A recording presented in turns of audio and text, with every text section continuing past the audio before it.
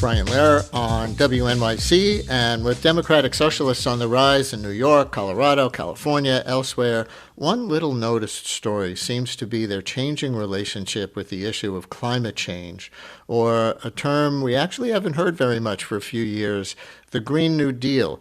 Here to walk us through that evolution and where he sees the DSA today is Robinson Meyer. He's the founding executive director or executive editor of Heatmap News, the climate and energy news organization.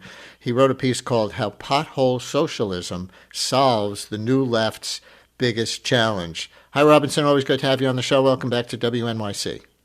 Thank you so much for having me. It's always great to be here. Just to set the historical, foundation of this, Zohran Mamdani and AOC, for example, had very early climate focus as one of their main things as they were coming up, right? Yes, exactly. And I want to be clear that I think I want to expand the ambit a little bit to say, the DSA, it's a very New York and kind of urban focused institution. I'm thinking about the kind of new left or millennial left or online left, whatever term you want to use for the post-Bernie and Bernie kind of faction in the Democratic Party broadly. But yeah, exactly. AOC and Zohran both at the beginning of their political careers defined themselves in part by their strident and very aggressive and ambitious climate politics. I think even Zohran described himself as a eco-socialist at the beginning of his time in the state legislature. Eco-socialist, and you remind us in the article that AOC cemented her national profile by joining an activist group called the Sunrise Movement for a sit-in in Nancy Pelosi's office and demanding a Green New Deal. Some people may remember that particular sit-in, which made a lot of news at the time, but that was a decent number of years ago by now. But then you're right, the Green New Deal, which was vague, evolved into a focus on industrial policy, a term that people don't think about very much, but is really key to your argument. What is industrial policy, the way you mean it, and what's the Green New Deal version of that? Yeah, exactly. So if you think back to the 2018 midterm, a number of candidates on the left, including AOC, campaigned for a Green New Deal, but it didn't get a ton of attention. I think climate was becoming a more salient issue in politics then, but not where it would get to, in 2021 or 2022 or 2020. It didn't get a lot of attention, and it wasn't like a very well-defined policy. And then on a week or so after the 2018 midterms, AOC and the Sunrise Movement, also a group at the time nobody had really heard of, it just wasn't that prominent, did a sit-in in Nancy Pelosi's office, demanded a Green New Deal. And I was a climate reporter at the time, and I remember calling up environmental NGOs and being like, what's a Green New Deal? Like, what is entailed? What is implied by this? What does this mean? And there actually wasn't a great sense of what this mean. The journalist, the New York Times columnist Thomas Friedman had used this term, a Green New Deal, in a 2009 book, and it was very vague. It was like a vague plan to revitalize America and build a lot of clean energy. And then eventually I found the group that was at that point working with Sunrise and working with AOC's office. It was called New Consensus. It was a relatively recent think tank. And they were tasked with writing the Green New Deal. And they said, we're going to write it. It's going to be out in a year. And their vision of the Green New Deal was like a very muscular state building vision. It was all about industrial policy. It was which is this idea that the government shouldn't just allow industries to form as they form. It shouldn't just allow, companies and sectors of the economy to develop as they develop. It should affirmatively set a direction for how sectors of the economy should develop and how industries should form and what technologies companies and industry and the academy should pursue. I think back then it was like, I don't know, a bit exotic. It took a minute to realize that this is actually something the U.S. has done periodically through its history. We had industrial policy around semiconductors. We had industrial policy around the interstate highway system, around rockets and space, around, of course, all the technologies that were developed during World War II as well.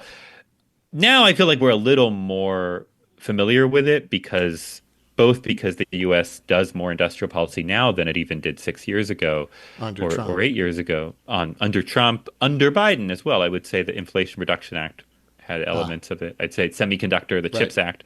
But of course, China does it too. But the Green New Deal was supposed to be industrial policy. And then what happened?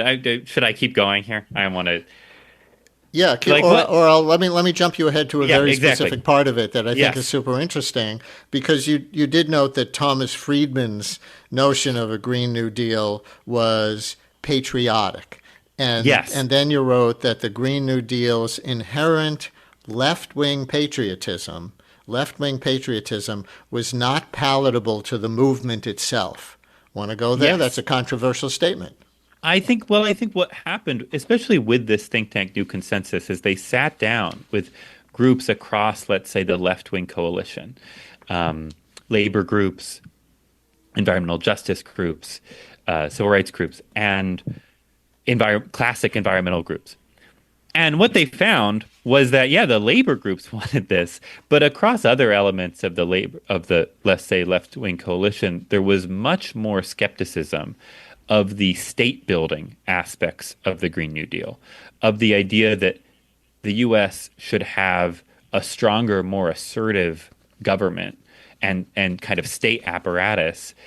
And while people, and even a kind of more muscular industrial apparatus as well.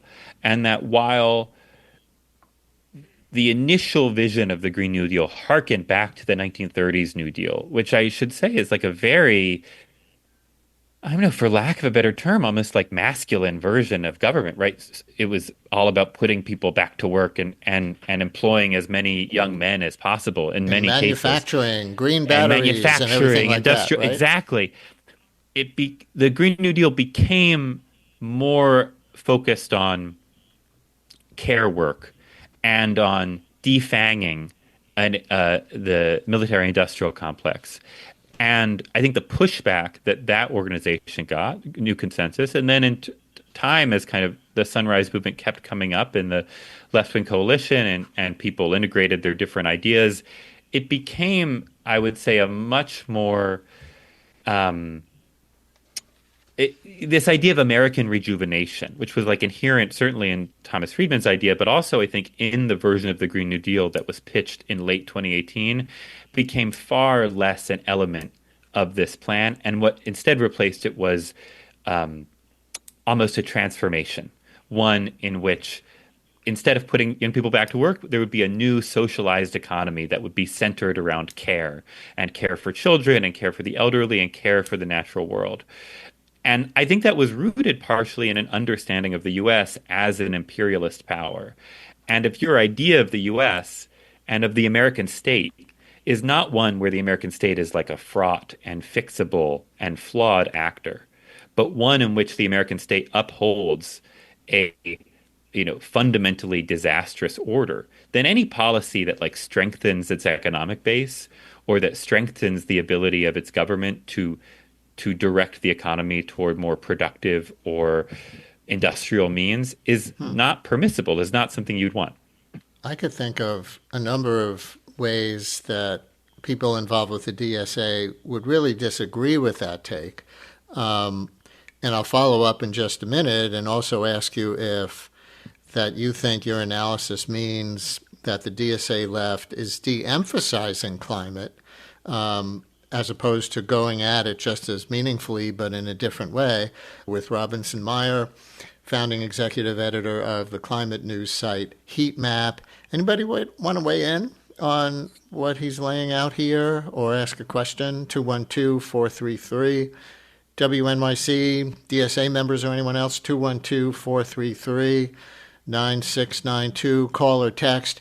Does what you just described mean that the DSA left, if we want to call it that, is de-emphasizing climate? Or do you think, as a climate concerned journalist, that they're going at it just as meaningfully but in different ways? I want to separate these two things a little bit. I don't think this is the reason. I think we have seen, just as a objectively what is happening, is that a number of candidates actually across the Democratic coalition, including in the DSA, including Mayor Mamdani, but also from the center as well, have really backed off how much they talk about climate. But I don't think that's because of this phenomenon I'm talking about. I think that's because there's a sense that the Biden policies, but the Biden administration really emphasized climate. It made climate central to its vision of the economy. I mean, climate change was one of the four crises that President Biden talked about trying to solve at the national level. And I think it became linked with Biden. And I think it also just didn't deliver the political rewards that people thought it would. And I think it also was not as popular with working class voters as maybe people hoped it would be. And I think even if you look at, Mayor Mamdani's campaign, I wrote a piece back right before he won the general election that pointed out that in the state house, he was defined by his climate policy. That was where he put a ton of his organizing effort. He was known locally as a climate organizer. He called himself an eco-socialist, literally, right? Ecology at the heart of his self-described politics. And he really did not talk about it at all, both during the primary and during the general election. I think the last time he really gave an on-the-record statement about it during the primary last year was Earth Day. He gave an interview to The Nation about his plan to turn New York City schools into kind of climate hubs and green schoolyards, create green schoolyards. But it was not something that he talked about after he won the nomination. It just wasn't core to his politics as he expressed it to the electorate. And let me say, I tried to talk to him about it. We invited him to events. I wanted to talk to him about it. Mm-hmm. I do think this is partially because, to some degree, in New York City specifically, Local Law 97, which requires buildings to decarbonize, is already on the books. And he said during the campaign, in debates, when directly asked, he would enforce Local Law 97. And so to some degree, to win his policy outcomes, as mayor on climate, all he had to do was win and then just enforce the law as enacted. But I do think there's been a general shying away from this. I actually don't think this is why we see this climate hushing phenomenon. For me, the reason that this, let's say, anxiety or lack of certainty about exactly how to deal with state building and patriotism comes up is that, Mamdani is not the only DSA politician who's succeeded in cities or is in the process of succeeding in cities. You see socialists or self-described socialists in office in Seattle. There's obviously Rahman in Los Angeles. Janice Lewis George just won the primary in D.C. for the mayor. And I think to some degree, cities resolve some of the tensions. Local government, the argument I was making is local governments resolve some of the tensions that I think these candidates or their coalitions feel at the national level, which is if you're worried about statehood, if you're worried about the U.S. as an imperial force, then strengthening the U.S. becomes strengthening the U.S. state becomes quite a tricky proposition. But cities don't have a military, cities don't have a currency or a foreign policy or a central bank. And so strengthening municipal government is not very risky at all. I think when you look at the campaign that Mayor Mamdani ran in New York City, it was a very almost patriotic campaign, but patriotic about New York City. It believed in the New York experiment. And I think that patriotism, I don't think DSA members, New Left members, anti-imperialist left members, whatever you want to call this, these various factions, I think they are able to express a kind of patriotism and hope at the local level that is much more difficult for them given their politics at the national level.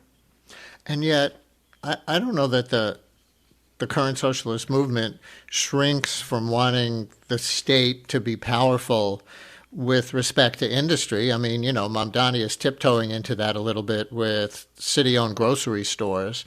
But isn't there still a lot of interest for the state to control various aspects of the means of production where they think the marketplace gives consumers and workers a raw deal?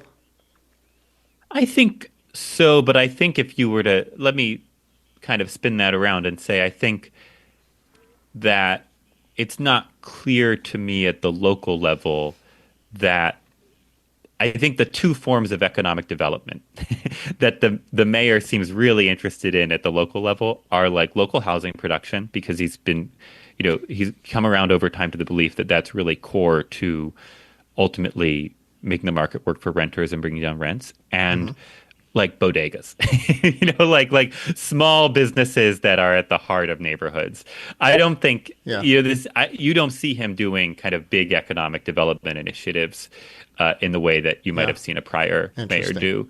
Listener writes, does the guest think climate advocacy and policy would be less controversial if it was reframed strictly as the energy marketplace? That is, recognizing that American policy nationally and internationally is subsidizing and propping up the oil and fossil fuel industry instead of an energy marketplace where solar, wind, and battery provider energy to consumers would come at much cheaper prices. I think that there's a sense, I mean, I think we're in some ways seeing Democrats go back to making an argument more like this. This is like the attitude taken by the second Obama administration was this kind of all of the above was the catchphrase. They wanted all forms of energy development, but they were willing to intervene in the market to to make sure that, say, solar and wind got tax incentives. And I think we're seeing, and that's different from the perspective maybe taken by the Biden administration, which was a little bit more divided about exactly what role fossil fuels were playing. I think accurately, they were very critical of fossil fuel companies for really distorting the science and distorting the politics on climate change. I think that what they also found, probably also accurately, was that when Russia invaded Ukraine, it was a great asset to the United States that there was a domestic fossil fuel industry, and they wound up kind of falling back on the ability that the U.S. to produce some fuels and be able to send them to Europe. And I think that's the tension here. That's why that's part of why this is such a hard issue, is that oil and gas are both an important part of important aspect of U.S. kind of policy making, and they do give the fact that there is a domestic industry gives the U.S. some maneuvering room. At the same time, these companies have been incredibly bad actors and have distorted the politics, and were involved in funding and advocating for some of the Trump administration's worst climate policies. We are almost out of time with Robinson Meyer from the climate news site Heatmap discussing his article on the changing relationship between the DSA and other aspects of the popular left with climate policy. I want to get one call in here from somebody who seems very relevant to this. Mark in Albany says he's been an active DSA member and was on a Green New Deal committee. So, Mark, you're on WNYC with Robinson Meyer from Heatmap. What do you think about all this? What do you want to say? I think Meyer gets several things wrong. First of all, believe the science. Climate overheating is a existential threat to civilization as we know it going forward. It threatens over coming decades continental scale famines, all kinds of biblical unprecidented extreme weather events. You don't have to convince our dealing guests with that requires talk about where the DSA is today compared to when you wrote your pamphlet in 2014, just for time. Dealing with it will require phasing out a major industry and subsidiary industries on which the economy is dependent, which would be extremely disruptive, but less disruptive than not doing it. So the core insight of the Green New Deal, which was not Tom Friedman's idea, is that the working class needs economic security during the transition, and only it's the greatest example of market failure. So the public sector has to lead. The Green New Deal as an agenda did not fail. FDR's New Deal was a alphabet soup of agencies and programs. But Mark, a quick follow-up. It fell just short in the Congress because the most conservative 4% of Democrats in both houses and Governor Hochul in New York. Do you see, and the Hochul story in this is definitely interesting. We have another text that says it's not progressive. It's non-progressives like Hochul who have moved us back on climate more than anyone else. That's somebody's text.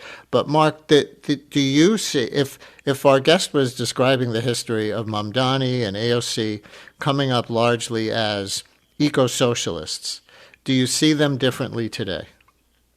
They're still committed to it. The tactical situation, evolves. People are talking about Green New Deal for housing, Green New Deal for schools, Green New Deal for transit, and doing pieces of it. But it's not a big bang omnibus resolution to do everything all at once. It's a decade of programs based on good union jobs, creating green energy, economic security for displaced workers, justice for overpolluted and disrespected communities, especially communities of color. New York Renews Coalition is a big coalition which in New York State, which passed the climate law in 2019 and has been trying to fund it ever since. Mark, thank you very much for your call. We really appreciate that take. We're just about out of time, Robinson, but I do want to give you a platform to say something from one other article that you wrote just recently that I think may surprise people. Basically, I guess you wrote that a lot of the Joe Biden so-called Inflation Reduction Act, which was really largely climate policy, that we keep hear Trump saying he's undoing, that a lot of that is still largely intact. Is that your take? So there's a new MIT report. I should say I'm covering a new MIT report that just came out yesterday. I reserve my personal judgment about this, but I think it's a really interesting finding. So what it found is that if you compare energy demand as we think it will develop over the next 9 years under Biden's policies, both the Inflation Reduction Act and the EPA regulations on power plants, against the Trump policies and Trump's withdrawal of those regulations, you largely will get about 3/4 of the clean energy that would have been built under Biden will still be built under Trump, and about 2/3 of the emissions reductions that would have happened under Biden will still happen under Trump. And this is, I should say, only in the power sector. Now, the power sector is the most important sector of the economy to decarbonizing. It's what we have to decarbonize first and furthest in order to decarbonize the whole economy. But of course, Trump also repealed other policies, including the electric vehicle tax credits, and